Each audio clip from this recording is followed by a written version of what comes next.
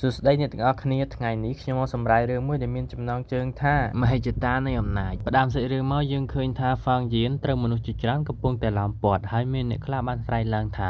បិសាចកញ្ចាស់ឯងបានសម្លាប់គ្រួសារខ្ញុំកាលពី300ឆ្នាំមុនពួកគេបន្តទៀតថាលោកម្ចាស់បិសាចហ្វាងយៀនបានប្រព្រឹត្តអំពើអាក្រក់ជាច្រើននិងបានសម្លាប់មនុស្សរាប់មិនអស់ដើម្បីតែវឹកហាត់នៅរៃបិសាចរបស់ខ្លួនហើយនេះគឺជាទោសដែលមិនអាចលើកលែងបានឡើយពួកមនុស្សទាំងនោះដែលតាំងខ្លួនឯងថាជាបកត្រឹមត្រូវបានបោះសម្ដីថាកំចាត់បិសាចជំនួសទេវតាថែមទាំងថាបើសិនជាហ្វាងយៀនយល់សិកាក៏តែប្រគល់រៃបិសាចនោះឲ្យពួកគេហ្វាងយៀនបានសាច់តិចហើយនិយាយថា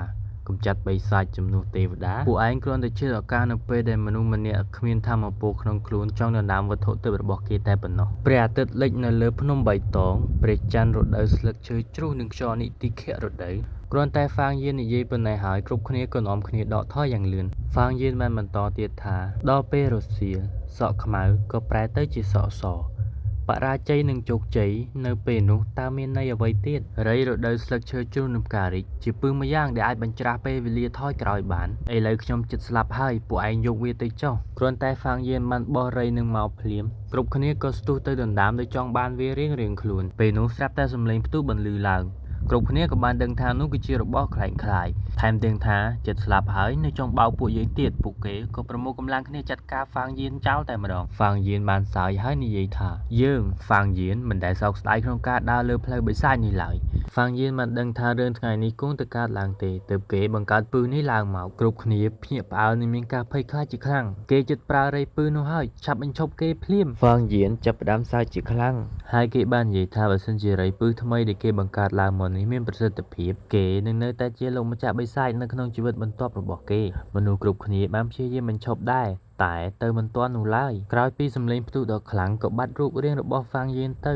នៅសល់តែផ្សែងហុយទ្រលោមអ្នកនៅទីនោះបានដកដង្ហើមធំហើយនិយាយថាបើសិនជារៃពឹសនេះពិតជាមានប្រសិទ្ធភាពដូចជារឿងដំណាលដែលគេនិយាយមែនបិសាចនេះនឹងអាចបង្កគ្រោះថ្នាក់ដល់សត្វលោកទាំងឡាយបានសាច់រឿងក៏កាត់ត្រឡប់ទៅកាលពី500ឆ្នាំមុននៅក្នុងវិហារដូនតាគ្រួសារគូយាហើយមានគូយាពដែលជាមេគ្រួសារកំពុងដឹកនាំកូនចៅសូមបួងសួងទៅដល់វិញ្ញាណក្ខន្ធដូនតាទាំងឡាយសូមឲ្យក្មេងៗដែលមានសមត្ថភាពពូកែបង្ហាញខ្លួននៅក្នុងពិធីបំភ្លឺផ្លូវរបស់ពួកគេ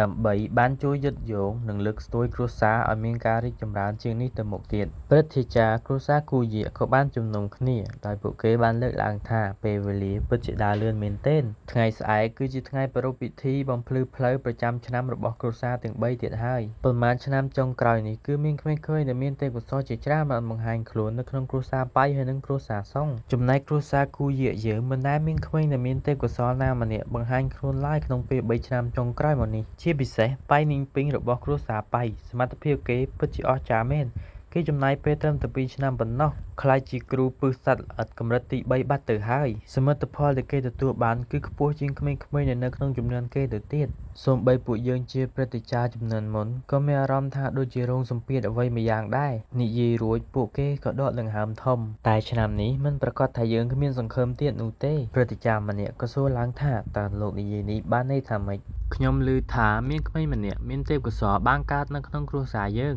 គេអាចនិយាយនៅអាយុ3ខួបនិងអាចដើរបាននៅអាយុ4ខួបគេថែមទាំងអាចចងចាំនិងសូត្រកំណាព្យបាននៅអាយុ5ឆ្នាំគេមានក្តីសម័យធំធេងទៀតផងត្រូវហើយគេក៏បានសរសេរកំណាព្យដូចជាការនាំមកនៅនៃស្រារដូវផ្កាពហិរិកនិងទីក្រុងនៅមាត់ទន្លេជាដើមត្រូវហើយគេគឺជាក្មេងដែលមានទេពកោសល្យតែស្ដាយឪពុកម្ដាយគេឆាប់ស្លាប់ពេកហើយត្រូវភ្លុកពូអ្នកមីងរបស់គេយកទៅចិញ្ចឹមបើសិនជាយើងបង្រៀនគេបានល្អថ្ងៃក្រោយគេច្បាស់ជាអាចសម្រេចកិច្ចការធំមិនខានគូយាពបាននិយាយថាគូយាហ្វាងយៀនគឺជាក្មេងដែលឆ្លាតគេច្បាស់ជាអាចខ្លាចជាក្តីសង្ឃឹមរបស់គ្រួសារយើងបើសិនជាគេអាចជាប់នៅក្នុងការសាកល្បងទេពកោសល្យកម្រិតដំបូងយប់កាន់តែជ្រៅហើយគ្រប់គ្នាទៅសម្រាកចុះដើម្បីត្រៀមខ្លួនសម្រាប់ពិធីបំភ្លឺផ្លូវនៅថ្ងៃស្អែកហើយខ្ញុំចង់រំលឹកគ្រប់គ្នាថា